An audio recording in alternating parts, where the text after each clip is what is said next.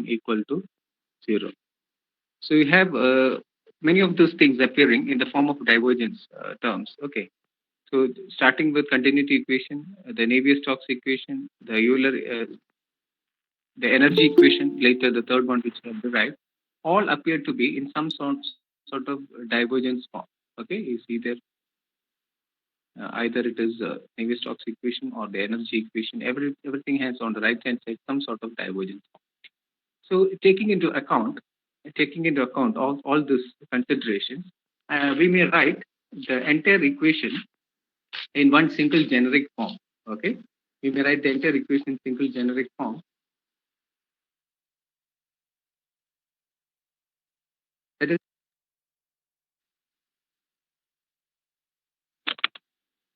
so on the left you have, on the left hand side you have the divergence of the term appearing with velocity and a scalar, which is important. On the right hand side, you have again the divergence of the term appearing with some gradient term appearing here.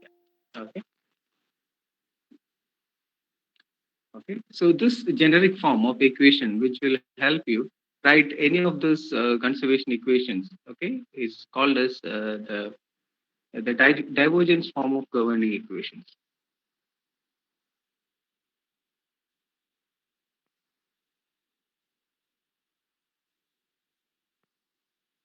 Okay. Okay. So it is also called as convection diffusion equation.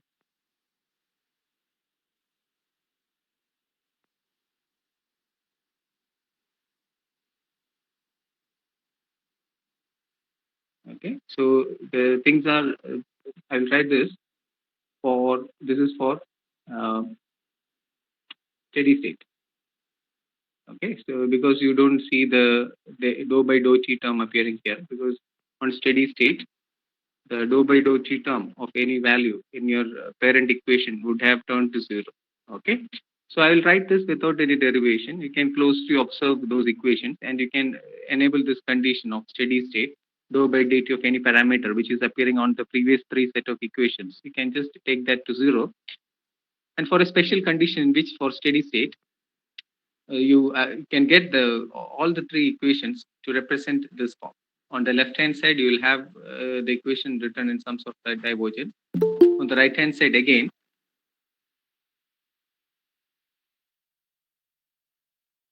you have the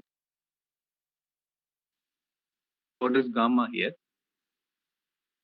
So let me write this for one dimensional. So I'm just going to reduce this into a simple form. So one dimensional steady state equation. So I just need a simplicity in writing the terms and the equation for explaining it to one dimensional steady state. Okay. This is a vector. It has all the three dimensions for velocity. I don't want that here. I want a one dimensional steady state because it is easy for writing. You can imagine all the other three dimensions being written accordingly. Okay. So this would mean dou by dou x, okay, of rho u phi, okay, and then on the right hand side you have dou by dou x of gamma and the gradient function of phi. Okay.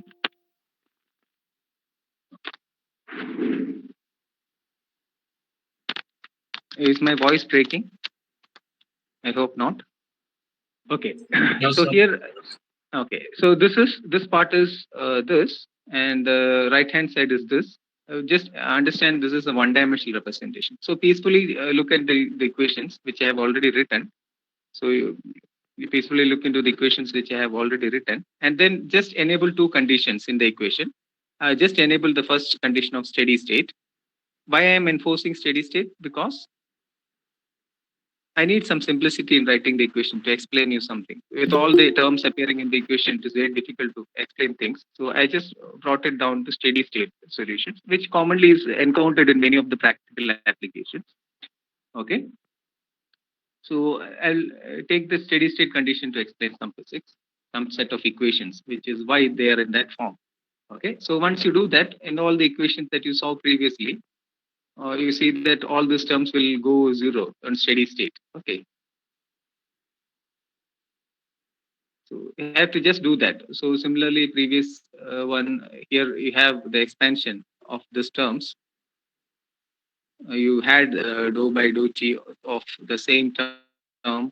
Then you had the divergence of v dot grad dou u on the left hand side. So this will again go to 0. All these things will appear, go to 0, and the rest of the terms will be there. And then you have to do some substitution to find what is b dot grad rho u. Okay, so that could come from the divergence of rho v. Okay, so you can do this. You can expand this and to get this. So it goes through a rigorous derivation. Finally, you get this form. Okay, on the left hand side. Similarly, on the right hand side, as I told you, already the diffusive terms are appearing. You see that the diffusive terms are appearing. You can even take, if you don't want to consider mu to be a constant, you can just take this inside the dot product term. Okay. So this is the one which I have written here. You can note this. You can see this. Okay. It is looking similar. Okay. So understand all these things are similar. Okay, there are some mathematical jugglery or simplifications or expansion of the terms according to the mathematical operator being performed. That's the only thing. But the equations are the same, which I have already explained. Don't worry about it. And see here, the way it appears here, mu dou square u, del square u, it is also del dot mu into grad u, which is the same that is appearing here, del dot gamma into grad phi. So here u is phi and gamma is mu. That's only, you can substitute for any particular case. Okay, this is what I'm trying to tell you. Okay. So here, this is the final form of equation in uh, with all the three components involved. So I am reducing it to steady state as well as one-dimensional condition. One-dimensional condition means, let us assume that the flow is moving only in one direction. Okay. So you know that there are multitudes of direction x, y, and z. All the three directions are there. So in one-dimensional assumption, you consider that these dimensions are of not importance to the current flow field. So flow happens only in one direction. So here the velocity is u. So that will enable me to write the equation in simplified form to explain some things. Okay. So this is why I took the assumption of one-dimensional and then steady state, so that all those terms of dou by dou t of the any parameter would have gone to 0 from this previous equations. So all these things will go to 0, the dou by dou t part. Okay. Okay. So in the simplified form, it looks on either side some sort of divergence. Okay. On either side some sort of divergence. Okay. Dot product. Okay. So in one-dimensional steady state form, I can just take the u component of it. So this is why it is small letter u. I have explained that here, and it appears in this way. So here, so for energy equation, okay, you can just think about phi to be E, and you can think gamma, capital gamma is K by Cp. Okay, so you can see that it can represent the same thing. It can represent the same for energy equation. For viscosity, as I told you, Navier-Stokes equation, gamma will be mu. Gamma is equal to mu. For NS equation, Navier-Stokes equation, gamma will be mu. Okay, and phi will be u. Okay, so this is how it is written. Okay, so you can just go on changing the different values of phi and gamma to get the appropriate equation, whether it is Navier-Stokes equation or energy equation or whatever it is.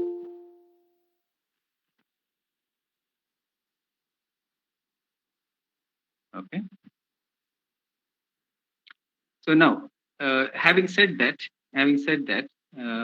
why this is K by Cp? You know, energy is nothing but mCp/dt.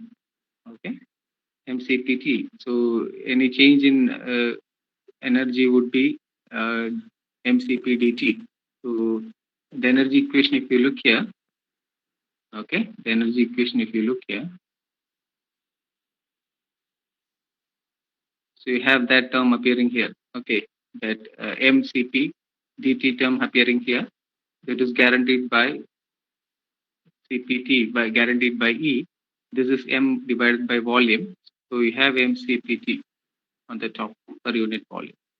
So this is why it appears in this form K by Cp. Okay. So and this would be we have the MCPT term appearing on the top. Okay, energy is equal to CPdt. So you know the difference between small letter e and you know the difference between capital letter E. This is specific energy, and this is total energy. So for specific energy, it is a specific quantity, total energy divided by unit mass. Okay. So if you multiply that with density, then automatically you have that term appearing here. Density is mass per unit volume. Energy as it would be just MCP.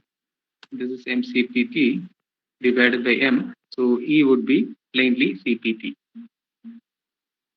Okay. So this is why I had to multiply with delta rho to get MCP delta T divided by new volume. Okay. So having said that, you understand all these notations because you have learned heat and mass transfer as a subject. So you know all those things involved. So I will not go into details of that. You can just think small letters being specific values of total quantity that is divided per unit mass. So here you have this one-dimensional heat, one-dimensional convection diffusion equation. So here, if you see why it is called as convection diffusion equation, this part is representing convection of a term. Convection of what? Convection of the term, the scalar phi. And this term represents the diffusion of scalar phi. Okay. This term represents the diffusion of scalar phi. Okay.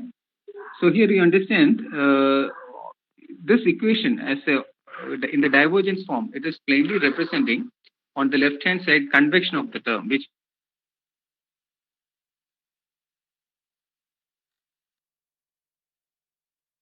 uh, convection. So this is talking about the spatial change of the property, that is this one. Okay. And on the right hand side, you see, I already told you this part, del square of a term is an elliptical form of equation which symbolizes diffusion. Additionally, you see that for energy equation, this gamma is nothing but K, which is heat conduction coefficient. So heat conduction is nothing but diffusive. Okay, so viscosity, viscous diffusion of in terms of momentum. Okay, and in heat energy equation, it represents diffusion by conduction. So it is a diffusive term on the right hand side. So this part is convection of phi and this is diffusion of phi.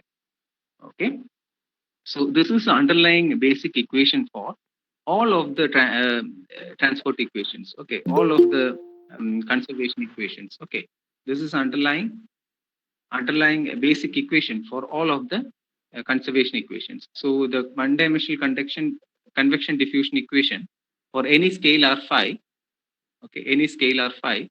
So that scalar can be temperature, that scalar can be anything, okay, which you're tracking, is equal to the convection of it balanced with the diffusion of it.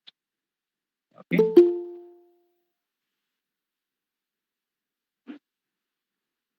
So I'll, in order for you to understand this more physically, let us consider a control volume. Okay. Let us consider a control volume. This says that, okay, let us try to reason it out. Okay. Let us try to reason it out with some grid characteristics. Now we are getting into grid generation part. Okay, and the equation being now applied to a specific grid. Now. Okay. So in finite difference method, so I'll go to switch a slide which is of importance at this juncture. So this is why I told we have to be very patient learning CFD because it has got many dimensions to learn. It's not very easy to teach that subject in just 5 classes. or a short-term course somebody offers you, taking 40,000 or 30,000 rupees from you and say that, okay, we'll teach you CFD. For single person, if you go train in a place like Bangalore or some other place, they'll take 45,000 rupees from you for 5-day course. And then you will come back thinking that I learned nothing. Okay, at that time you will think that I learned everything. But you'll come back and think back and you say that I don't remember anything or I don't know anything what they have taught. This is the reason, because so many things are under behind the any of these things we have to discuss, either in the software side or the computer theory side. So it is not very easy to cover that in 5 days. This is why I really wanted to run this course in different levels. Okay. After this level, you think, sit back and think what you have learned. You go through the lectures, what you have been taken.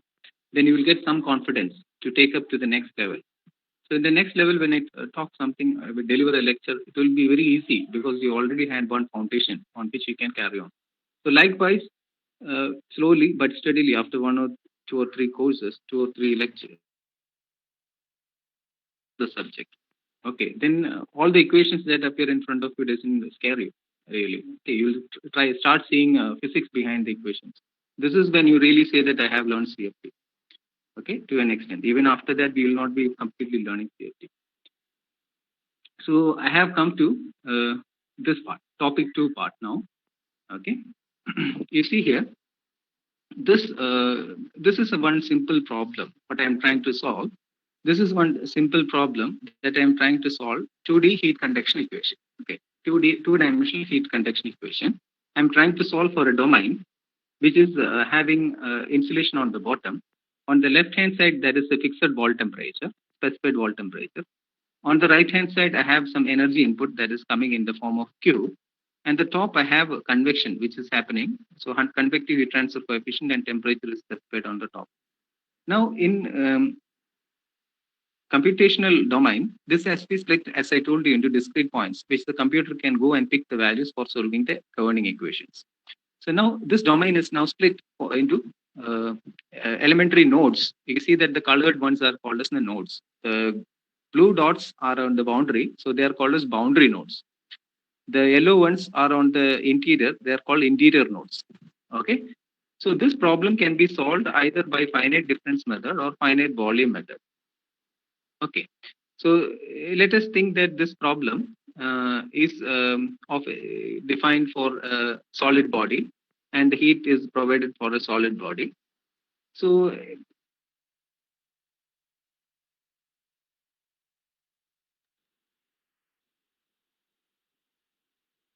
matter, the motion of matter, the energy of heat gradient, heat flow, but I don't suspect any motion of the matter because it's a solid body. So I think that finite difference method is enough for this calculation. Okay.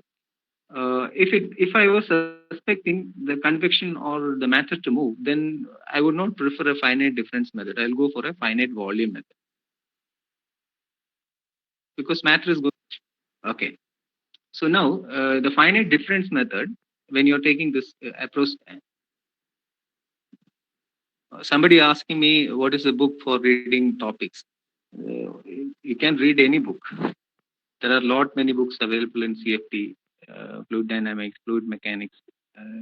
The world of fluid mechanics and fluid dynamics is very vast and well read and well written.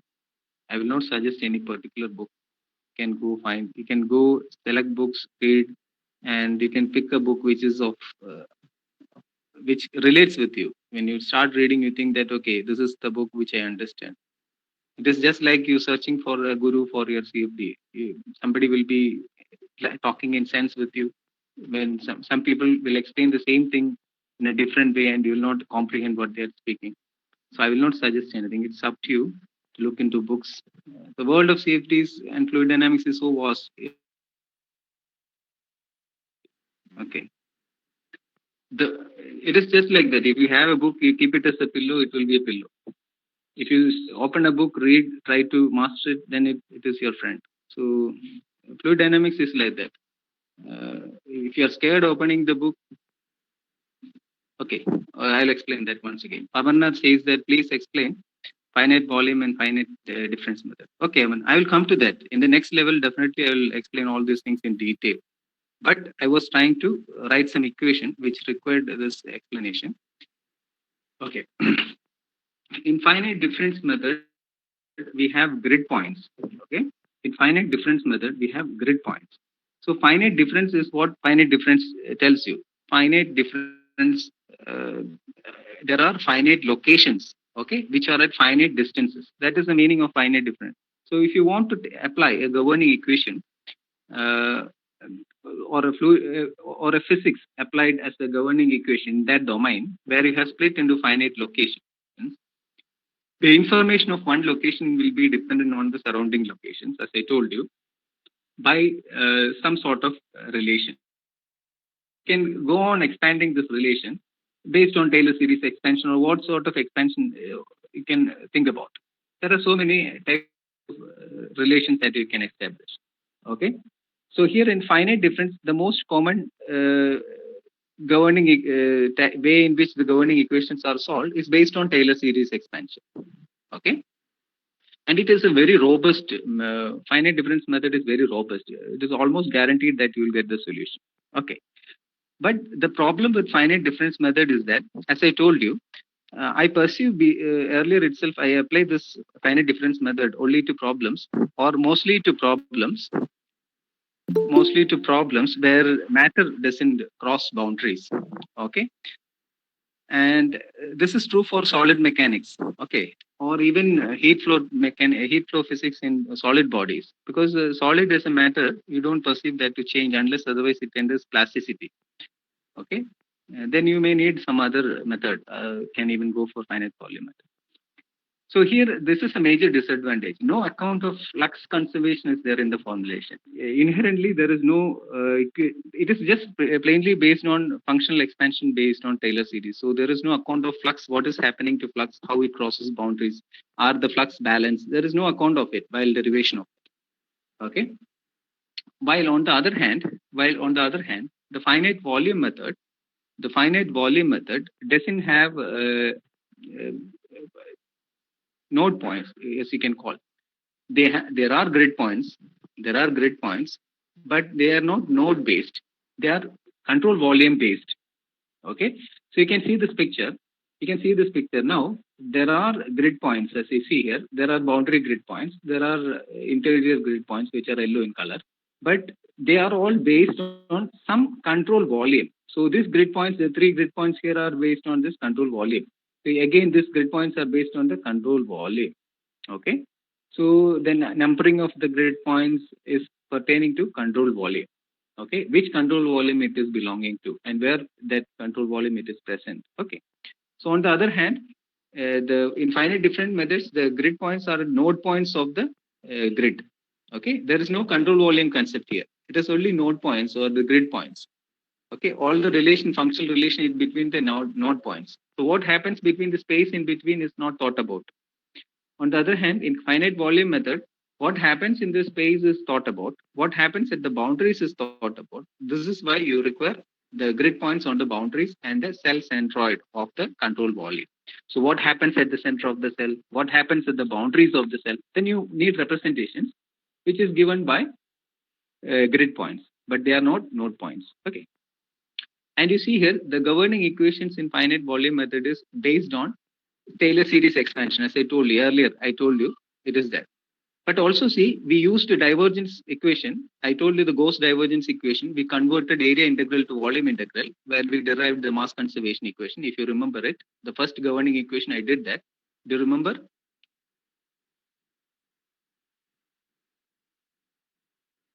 Yes, sir. Okay. So you see that we have done that area integral to volume integral conversion in getting the conservation equation. And I told you this is the essence of control volume approach. I told what happens at the boundaries, at the control surfaces. We gave all those definitions there. You see that equation was developed on some physical law. Unless otherwise, mathematical expansion like Taylor series doesn't fully explain what is the physics happening there. It just relates between 2 points. But here, it actually relate in finite volume method. We actually took a path which actually explains the physics. What is the flux? I explained about the flux and other concepts there. Okay, so which is very important to flow mechanics. So fluid flow physics usually involves flux crossing or matter crossing boundaries.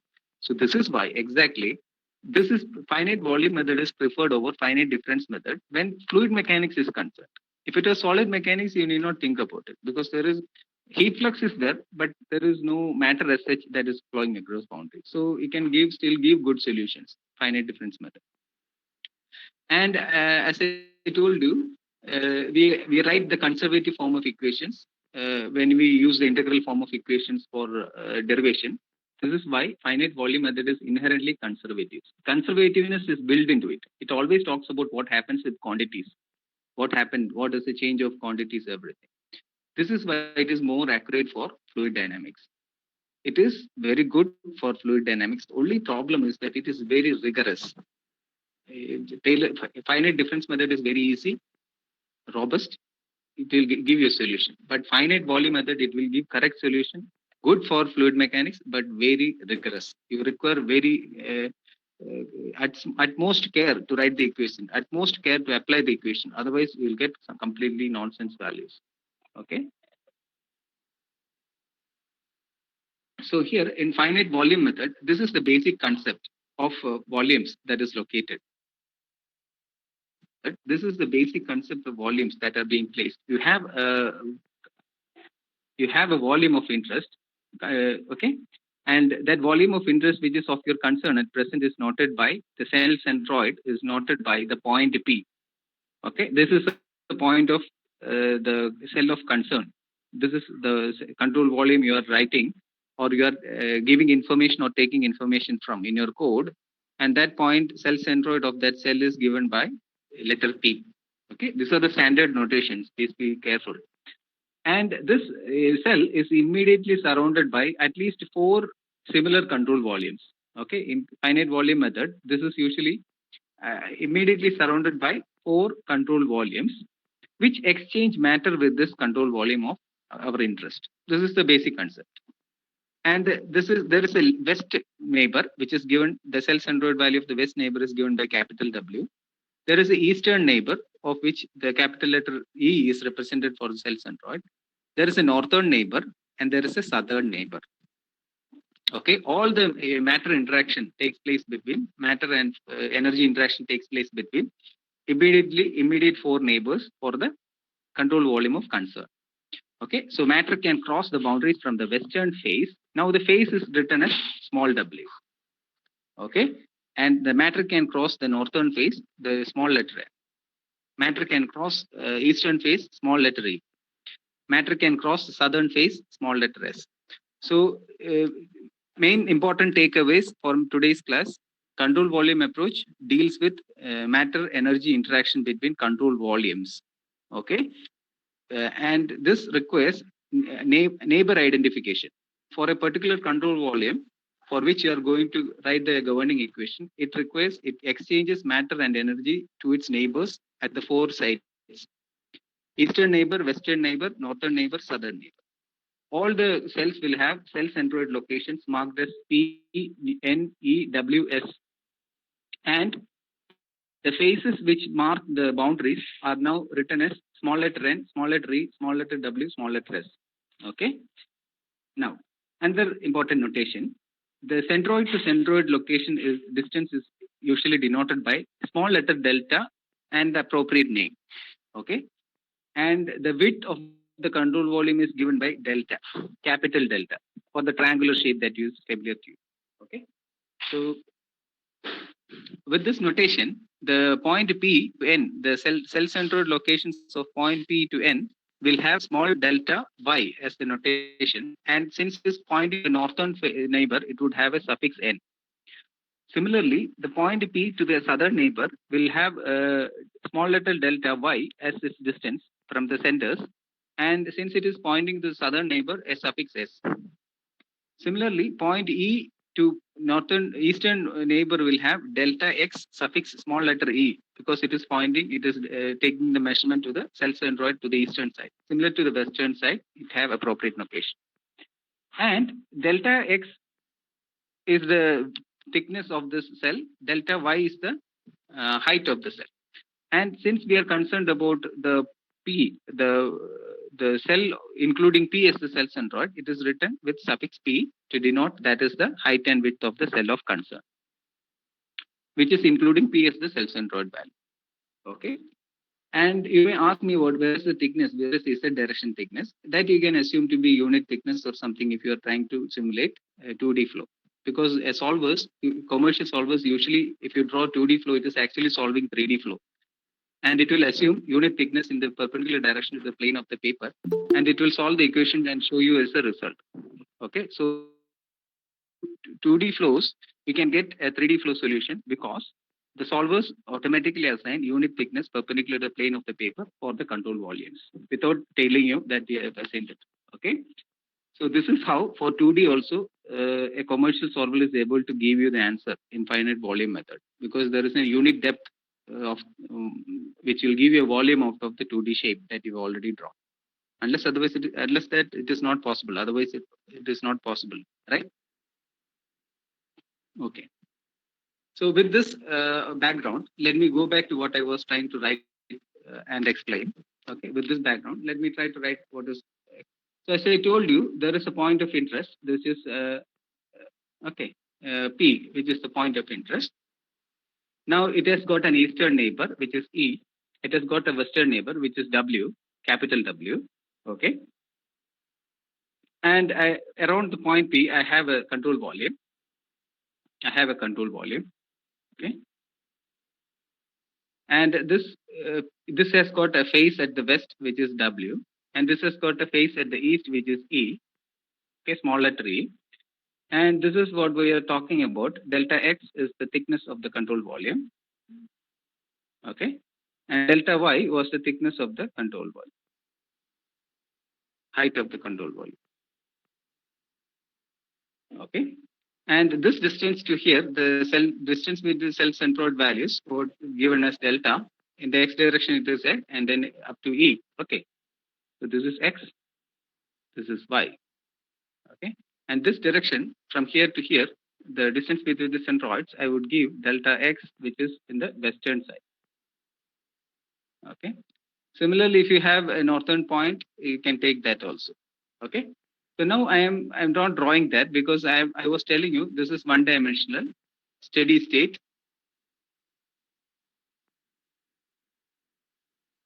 equation that I am going to write, which is of the form convection diffusion equation.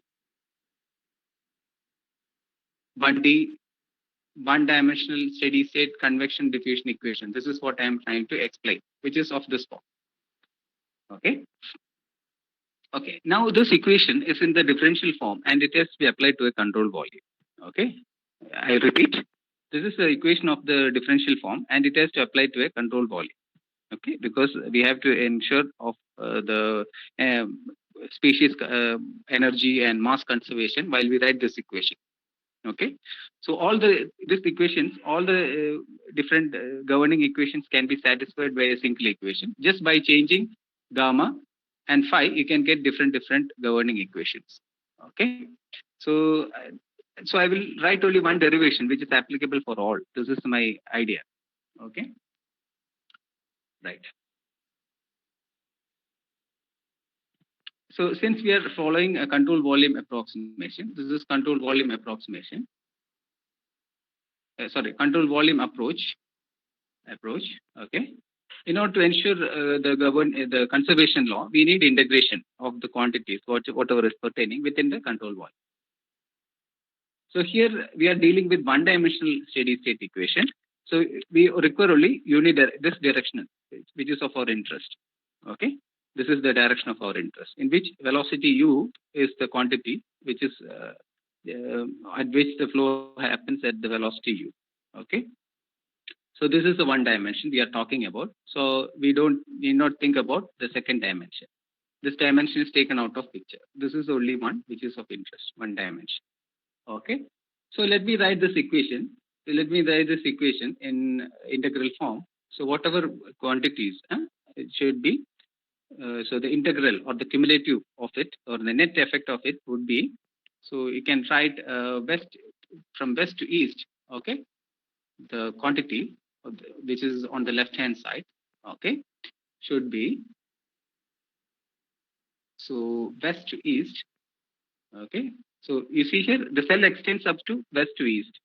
This is the endpoint of the cell. Okay, the cell doesn't. The cell boundaries are at the west and east. It similarly it has got north and south, which is not of our interest because we have taken out the y out of picture. Okay, if you want to write the second dimension, you can write the equation accordingly to the second dimension. Nobody is stopping you. Okay. And then the next one is this right hand side, which is giving me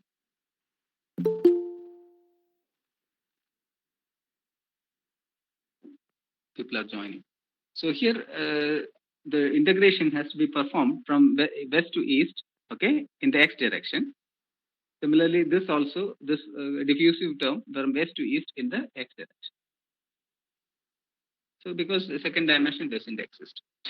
So let me rewrite this equation. So on this is the integral, okay. So it would mean if I find the value, okay, now it is going to work on the discrete levels. As I told you, the integral form has an advantage. Okay, the integral form has an advantage. Now you have to, whenever you apply a limit to the integral, then suddenly the values change as finite difference forms, or you can say that it starts dealing with the values at the boundaries or the endpoints on which the integration is applied. Now we are not concerned about what happened in between. Okay, this is the advantage of converting to integral form. Okay, cumulatively what happens to the boundaries is now concerned, and you need only values at the boundaries, and what happened to the properties within the interior locations stage by stage, it is not now required because the differential form requires that.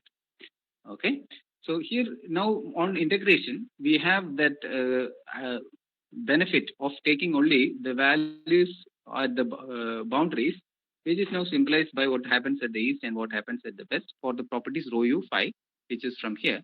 And here you have the integration, uh, the expansion of the integration based on the first integral. Okay, so here, the, okay, this is very important to understand. The way I am going to write this, it is very important to understand that. Okay, so here, what happened at the east and what happened with these values, the west. Okay, it's a very convenient way of writing this. Okay, the integration. Now you are concerned about what happened this quantity rho u phi at the east. So this is at the east, and you have to pick a value for rho u phi, which is of the at the east. So this value of information is required, and this is rho u phi of the west. So this information of rho u phi at the west is required. Okay, whatever it is, phi, whatever phi is, whether it is temperature or whether it is uh, K by Cp or whatever it is, okay, according to whether it is energy equation or so, whichever parameter is in the scalar phi, you need the information of rho u phi, the product or the combined value of that on the west and eastern phase. Similarly, it also calls for the diffusion part. It calls for the this part. It also asks what is the value for this thing at here. So this E is common for both gamma and the slope of the phi, okay, or the the partial derivative phi with respect to x. So this is common. That subscript is common. Okay.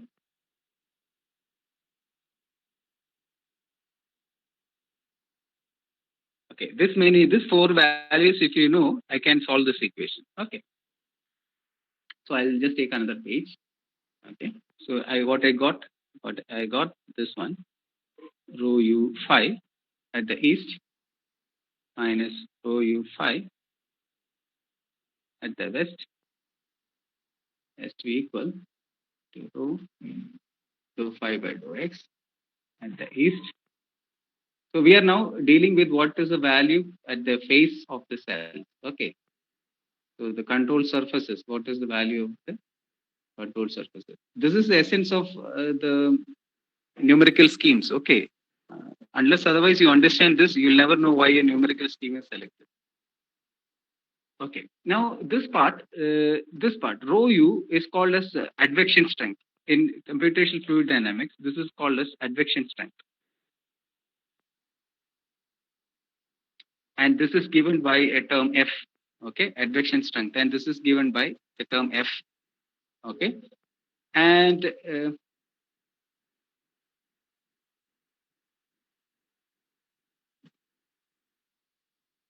this part.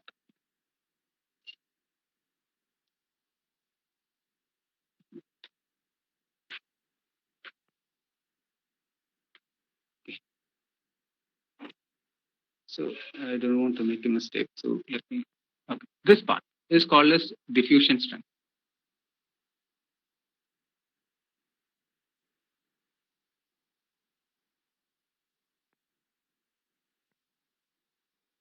And this is given by cap D. Okay. So don't confuse with the previous, uh, the total derivative D. I'm just using this because we need some uh, letters of reference. Okay. So please don't worry. It's diffusion strength D. Don't get confused between that. So here, since this quantity involves velocity as a parameter, you see that this quantity involves velocity as a parameter, and you can just imagine, you can just think about this property phi, okay, this property phi being carried by the flow medium with the some velocity. You can think this equation to be that, okay. So you see that these two parts ensure that a property is being carried by the flow with some velocity. This is why it is called as advection. Okay, advection means the motion of fluid, bulk motion of fluid. So the bulk quantity comes from density.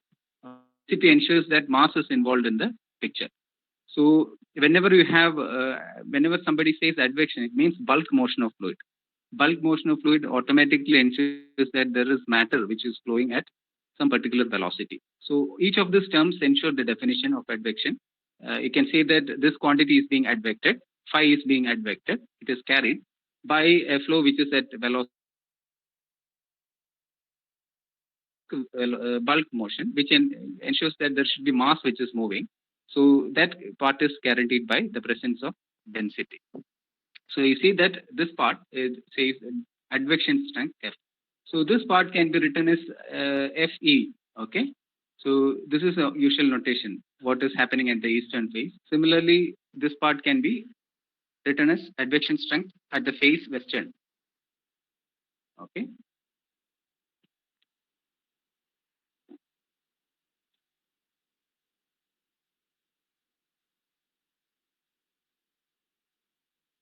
So here I will something has gone out of it. Okay.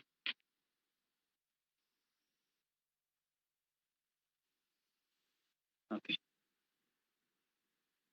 Okay. So this talks about both of this. So now I can write it further. I can write it Fe phi minus Fw phi W. So in textbooks you will see like this. Okay. Or in so now again gamma E. Okay. You can another split. Okay. What happened with the derivatives? So I am going to try to give you a physical visualization of what, the equation by splitting it into different ways. Okay. This is a very common way of writing that one-dimensional convection diffusion equation. It's a very convenient way where you can understand so many things. Okay. You can. So till now, what we have discussed in the lecture class 1, I would say this is the most important part of it, because if you understand this, you will understand further all the numerical schemes. Okay. So this today's class, getting up to this equation is the most important part of for all our lectures till now. Okay. So it says that advection happened. Okay. And advection has to be tracked on either phases. And diffusion happened. And diffusion has to also be tracked at either boundaries. Okay. For one dimension. So you can imagine all the other dimensions. And it also says that this part is important. It says that you have to find it says that you have to find the gradient of the scalar at the boundaries. Okay, I repeat, this equation tells you have to find the gradient of the function at the boundaries. gradient of the scalar at the boundaries. Whether the scalar is related to temperature for energy equation, velocity for momentum equation, definitely you have to find that. Here is the essence of all the CFD techniques. I repeat, here is the essence of all the CFD techniques. How do you find the gradient at the boundaries? Depends or gives insight on all your solution procedures. Okay, your solution procedure is good, bad, suitable, not suitable, very good, or appropriate. All depends on this gradient. Okay, which means that in order to find this gradient, or this is nothing but first derivative, which is slope. It means that in order to assign or find that slope, you have to define a profile function at the boundaries, crossing the boundaries. Okay. In order to find the slope, you should have a profile function for the physics. The physics, whether it is momentum or energy transfer, whatever physics you are dealing with, that physics should be detailed by a profile. That profile can be quadratic, that profile can be anything, a polynomial, it can be whatever profile you can imagine of. Okay, that has to be applied, for which the slope has to be found at the boundaries. Okay, so the way in which you define the profile, the way in which you find the slope will give all the different numerical techniques that you see in CFD. Okay, is this clear?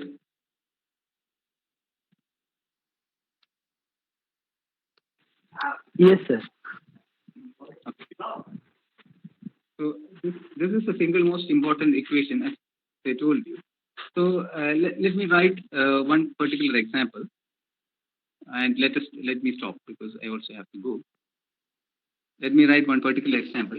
Example for heat transfer.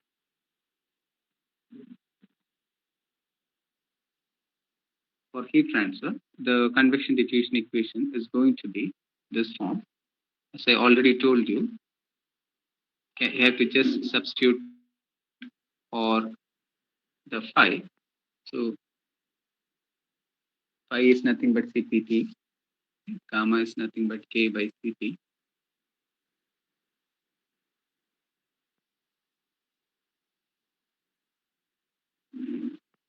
So I already explained somewhere. Okay. So now on the right hand side you have then K dou T by dou X. Okay.